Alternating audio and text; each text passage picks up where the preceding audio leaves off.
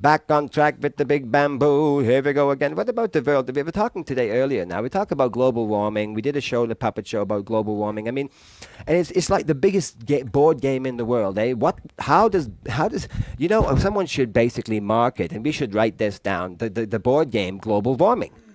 You know what I mean? Diddly ding. And that's how we'll market Talking Dog TV through our new board game called Global Warming. But you know, what we found out today is there's a congregation of plastic, or a plastic molecular substance, basically, that's pooling in a specific part of the ocean because of the global, you know, currents and stuff. It's in the Pacific Ocean. And because of the way the world moves and the way the tides move and the oceans move, it's kind of congregating in one place. And the fact is that apparently the water, I mean, the plastic molecules are higher in content in the samples there than are the kelp or the, you know, the various organic stuff that goes on. So it's like, you know, somebody clean it up. Those sailors keep throwing out their condoms. Anyway, the Pacific Ocean, a giant dead spot. So it's dead. Right, like the lakes. Well, deadish. It's deadio. Right, and the sailors avoid it because of lack of wind. Right, so they just stay clear of there when they're sailing. Right, right. Sailing. Did anyone remember that song? Take me away to where I'm always going. Sailing was a beautiful song. Back in the day, it was dee-doo-doo, dee-doo-doo. I can't do it. Anyway, sailing.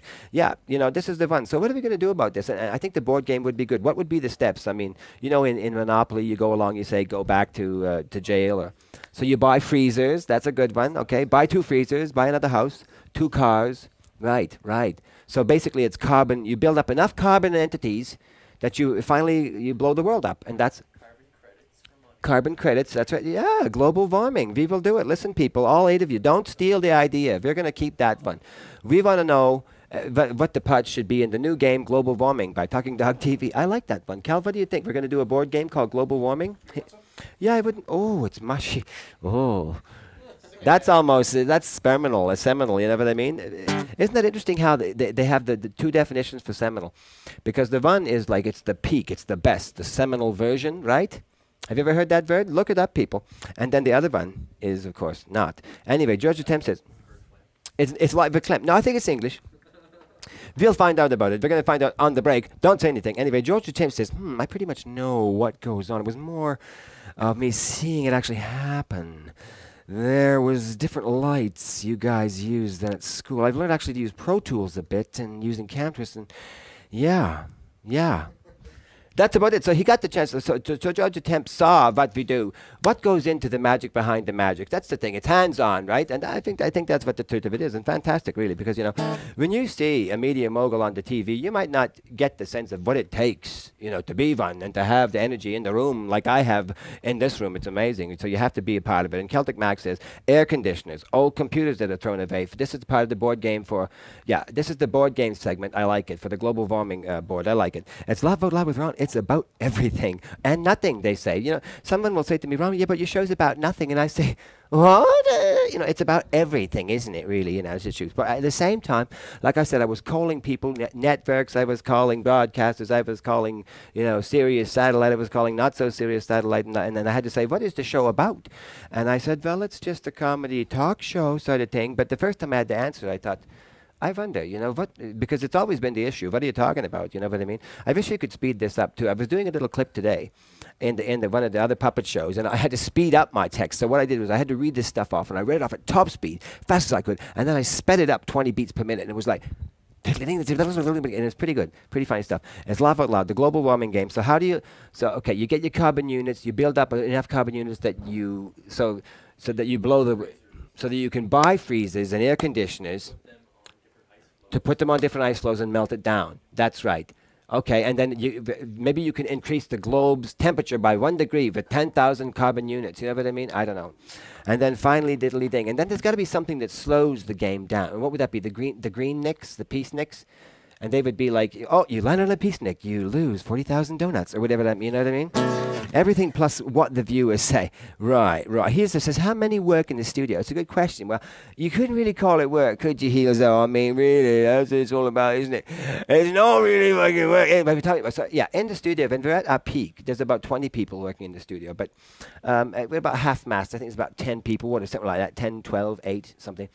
And it kind of fluctuates. It depends, right, how many shows we're working on at the same time, because they've got TV series and they've got movies, and you know, it's kind of a big ordeal. And we've got some administrative staff also that keep track of what everyone's doing, of course, because a guy like me could never organize anything. And that's why I'm asking you, how do we get ourselves more visible on the internet? That's the question. Think about it. Ed Bagley works here. Yeah, Ed Bagley and Pal Degley and who else? Who's that singer that was working upstairs for a while? Who knows?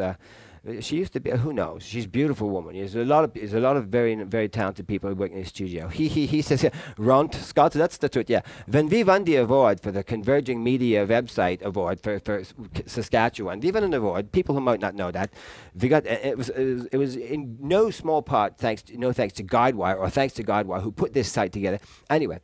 We got the award for converging methodologies of memorandums, and what it was is they put our names down. They said, "Welcome to the thing. Welcome, congratulations for your award," and they put Ront Scott on there. So I think that was better than my name. Maybe I should change it. Laugh out loud, but Ront.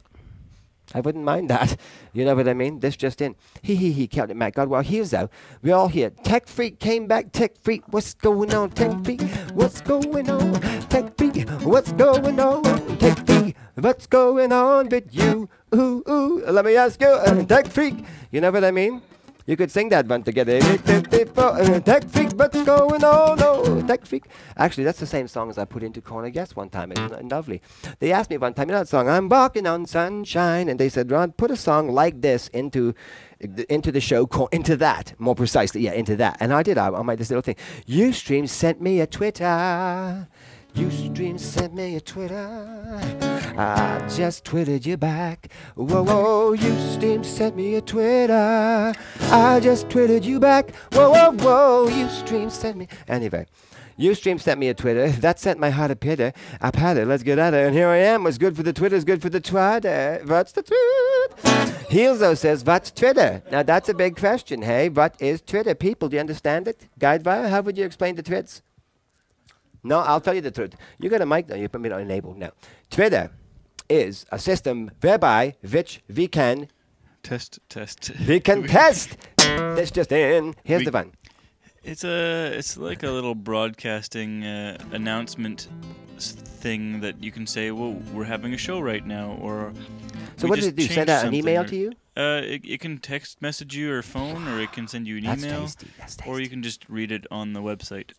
Tasty, very tasty. So we embed the little Twitter information box on the front page of Talking Dog TV, and it'll just tell you. We can just like update messages to the audience. So if a fellow like Heelzo says, okay, cool. So if we want to do perky Twitters, Jason, what's good for the Twitter is good for the Twitter. Here we go. Okay, cool. So I don't know what it does, but Heelzo, don't be surprised if your phone rings one day and you look down and it says, love is on. You know what I mean? Wouldn't that be good? A little voiceover message here. That's the truth of it. Oh my God, you know what I mean? I would love that. You know, I'm holding on to the last thread of juice here in the world of Ustreaming and all the stuff, because you know, one of these days, Bucky, we're going to make it through, and the whole wide world will know the truth about it. What about that guy, Wally? What does he say in Pulp Fiction? What does he call the guy? Not Wally? No, Wallace? Hercules? I don't know. Anyway, it's up to you, Wally. We're gonna take it. Are we down to the poke here? Are we down to the one poke? 1, 2, 3, 4. Poke it in the eye. I love you.